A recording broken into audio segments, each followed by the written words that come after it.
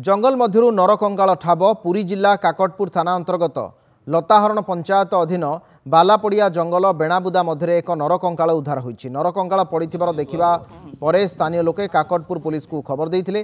कंकाल ठारू किछि दूर रे साड़ी ठेंगा एवं धला मुंडकेश पड़िथिबार मध्य देखिबाकु मिलिछि।